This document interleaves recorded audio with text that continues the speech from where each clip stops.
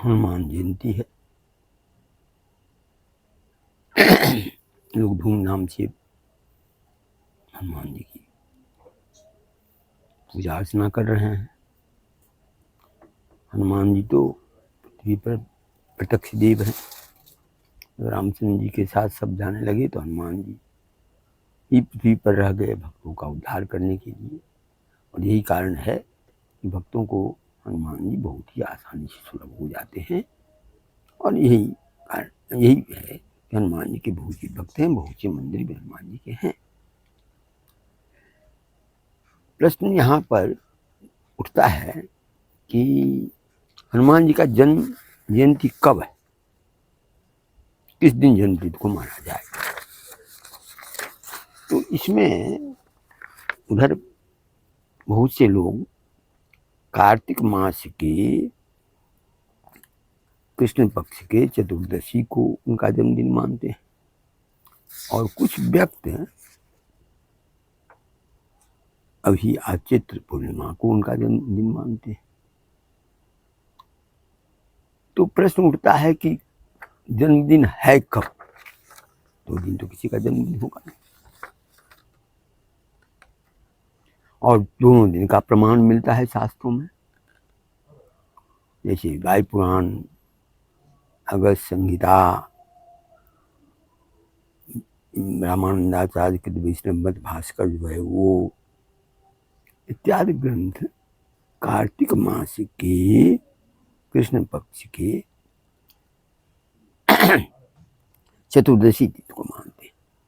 जैसे आशुन्यासिता पक्षे आशुन्यासिते पक्षे स्वात्यांग भौमे च मारुति मेष लग्ने अंजना गर्भात शुंग जातु हरः शिवः। ये वायु पुराण का है।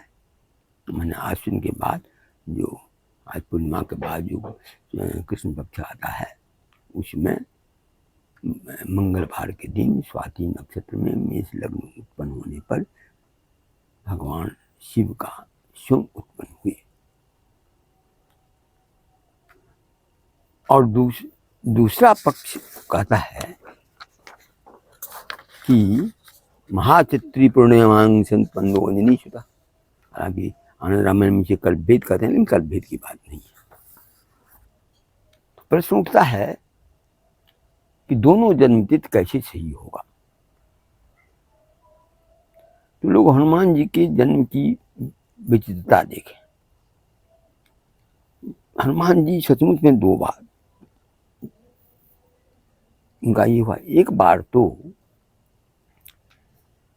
शंकर जी का तेज वायु के द्वारा अंजनी में प्रविष्ट कराया गया तो वो शंकर सुवन उस समय हुए। और चूंकि वह क्षेत्र केसरी का था इसलिए केसरी नंदन भी है। और वायु के द्वारा हुआ इसलिए पवन पुत्र भी है। तो इस ढंग से तीनों का समावेश जो है इसलिए उनका दो तिथि मनाया जाता है। कुछ लोग इस पक्ष को मानते हैं, कुछ लोग उस पक्ष को मानते हैं।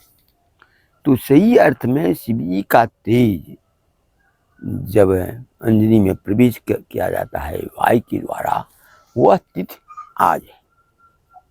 यानी आज के दिन अंजनी के गर्भ में उनका प्रादुर्भाव हुआ, शिव का अंश। और कार्तिक महीना में के कृष्ण पक्ष के चतुर्दशी तिथि को स्वाति नक्षत्र में उनका मंगलवार के दिन उनका पृथ्वी पर पदार्पण हुआ।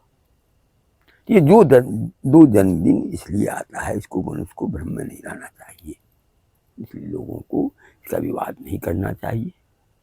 और तब एक प्रश्न, ये बात तो मेरे मस्तिष्क में बहुत पहले उठ गया था, लेकिन एक प्रश्न का समाधान नहीं हो रहा था कि जब गर्भ में गए तो गर्भ में जाने के बाद तो 9-10 महीना के बाद बच्चा उत्पन्न होता है। तो एक चैत्र पूर्णिमा और कार्तिक शाका चतुर्दशी में तो मात्र 6.5 महीने का ही अंतर है। तो ये कैसे संभव हो? तो संभव है नहीं। लेकिन इसका समाधान भी हमें मिल गया, इसलिए आज इस बात को हम ऑन रिकॉर्ड रख देना चाहते हैं कि प्रत्येक जीव का गर्भधारण का अलग अलग समय होता है। उसमें बानर के गर्भधारण का समय 6 महीना है, 6 साल 6 महीना। तो यह बात स्पष्ट हो गया कि चूंकि वह केसरी के का क्षेत्र था, केसरी की पत्नी थी, तो बानरी रही ही है। तो उसमें उस क्षेत्र से हनुमान जी का जन्म हुआ है। और आज हनुमान जी का जो है, आज के दिन शिव का तेज पवन के द्वारा अंजनी के भीतर क्षेत्र में प्रवेश कराया गया और कार्तिक महीना के कृष्ण पक्ष के चतुर्दशी तिथि को उनका पृथ्वी पर प्रादुर्भाव हुआ। इसलिए जो हनुमान जयंती मनाते हैं वह दोनों दिन मनावे। आज शिव के अंश के रूप में और उस दिन अंजनी सुत के रूप में या किसी नंदन के रूप में मनावे, तो यही सही अर्थ में होगा। क्योंकि भारतवर्ष में लोग भिन्न भिन्न मत के हो जाते हैं, इसलिए हम देखते हैं कि इस क्षेत्र में तो सब हनुमान जयंती आज मना रहा है और इधर बिहार मिथिलांचल इत्यादि सब में कार्तिक कृष्ण पक्ष चतुर्दशी को मनाया जाता है।